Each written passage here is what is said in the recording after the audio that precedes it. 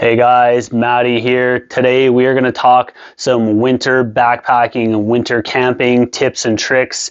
Now, I have done a handful of different winter backpacking and camping tips and trips videos in the past.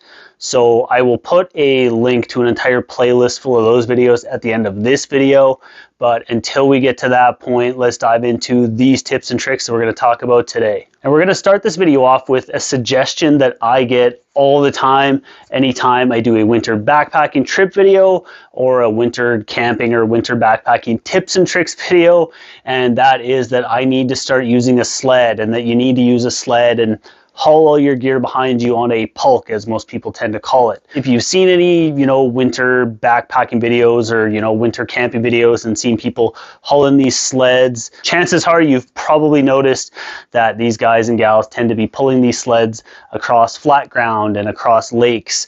And you don't tend to see them dealing with hills too often. Now, for me, up here in the gorgeous Canadian Rockies, I do all of my backpacking trips where there tends to be some elevation gains and losses. Now, if you have ever tried hauling a sled with 40 to 50 pounds of gear uphill, it is no easy feat. And when it comes to going downhill, especially when you've got one of these pulk systems where they've kind of got like a rigid pole connected to the sled, and you get this 40 to 50 pounds worth of gear pushing right into your hips, and you're going downhill and you're kind of doing one of these things.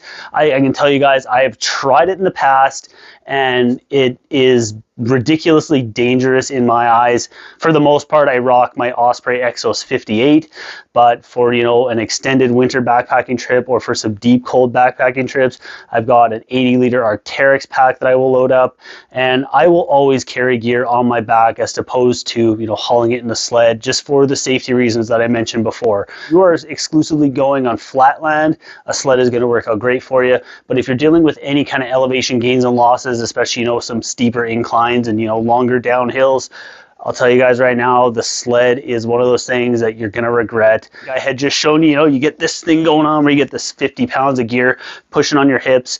It's ridiculously uncomfortable. It's insanely unsafe. And for me, that's why a sled is no good when it comes to winter backpacking, and why a sled may not work for you when it comes to your winter camping trips. Second tip that we're going to talk about in this video has to do with a fire. And I know for most people, fire is probably one of your favorite things when it comes to winter camping, and that is the same for me. But when it comes to fire, I think one of the most important things that you should look for when you're planning your winter camping trip is look at your fire as a luxury, not necessarily a necessity. I know a lot of people seem to think that, you're going to use a fire to stay warm. And well, yes, a fire can be a fantastic way to warm yourself up. If, you're out hiking on a cold day and you get to your camp location, you get a nice fire going, get yourself warmed up, get some water boiling up for a hot drink or making your food over the fire. It is a fantastic way to spend an evening when it comes to winter camping. But planning your trip exclusively around a fire, where the fire is going to be an absolute necessity for you, can really make your trip go south real quick.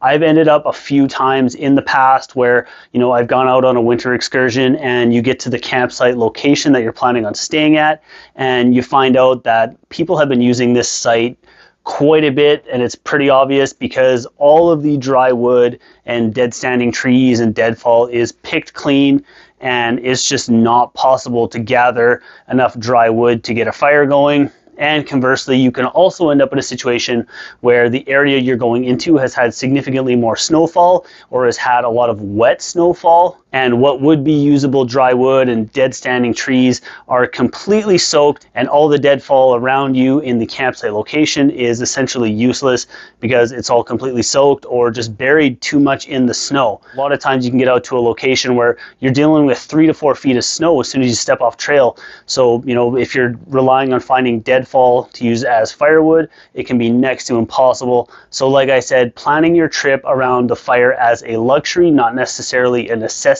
So making sure you've got enough layers and you've got enough warm clothing to keep yourself warm. Also making sure that you're carrying a stove with you, something like a white gas stove like my MSR Whisperlite here.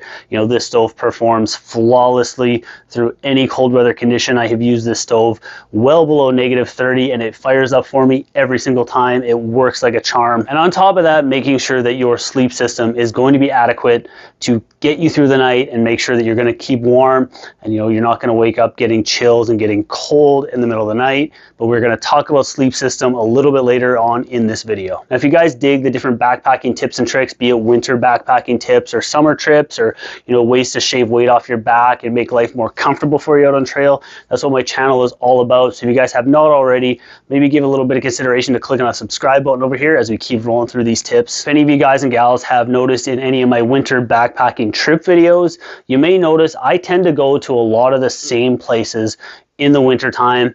And in the summertime, I go to lots of different places and lots of different routes and different locations in the Rockies. But when it comes to winter backpacking trips, I tend to personally go to a lot of the same places.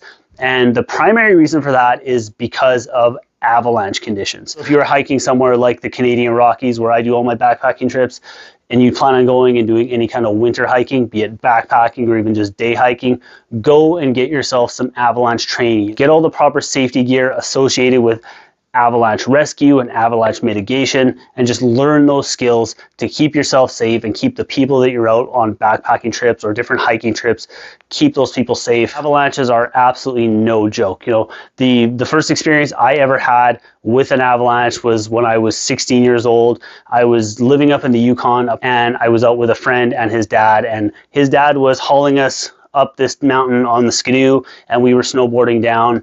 And my friend and I were 10 feet away when an avalanche triggered, and his dad and the Skidoo got swept down the slope of this mountain in an avalanche. Was to this day still one of the most terrifying moments of my entire life.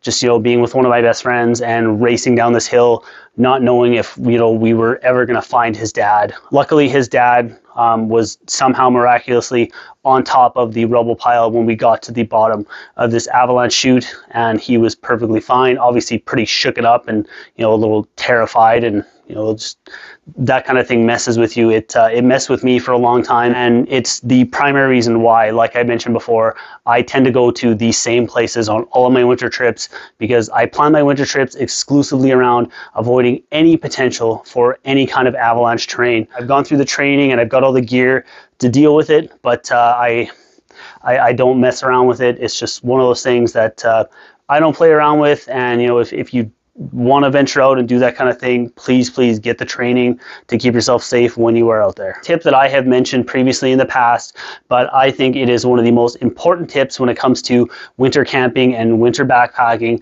and that is testing out your gear, especially your sleep system, when you are at home. This is one of the most common things that tends to turn people's winter camping and winter backpacking trips into a terrible experience, is just simply not knowing the limits of their gear because they haven't tested it at home. So if you're thinking about going out and doing some winter camping and some winter backpacking, you're going to hike out, 5 to 10 kilometers away from your car and set up camp, camp overnight. If you decide to do that with untested gear and you don't know, the lower limits of your sleep system, or you don't know how your shelter is going to perform, you can very easily wake up with an absolute condensation nightmare inside your tent, and you've literally got almost like a rain shower going on inside your tent. I've seen it happen. I've been on trips with people when it's happened. All your gear gets completely soaked. It's very easy for hypothermia to set in at this point. I probably don't need to explain kind of what happens after that. It's very easy to mitigate if you test your gear out at home. You know the limitations of your gear. It's one of those things I think is extremely important, and I've like I mentioned before, I've said it in other videos and I've mentioned it in the past, and that's the reason I'm mentioning it again, because I think it's just one of the most important tips when it comes to winter backpacking and winter camping, and that's, like I said, testing your gear and knowing your gear before you're out there on trail. Now, at the start of this video, I had mentioned previously doing different winter camping and winter backpacking tips and tricks videos, and I've got an entire playlist built for you guys.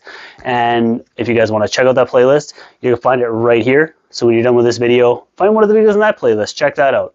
And I'll see you guys over there. As always, I'm Matty. Thank you so dang much for watching, and I'll see you on the next one.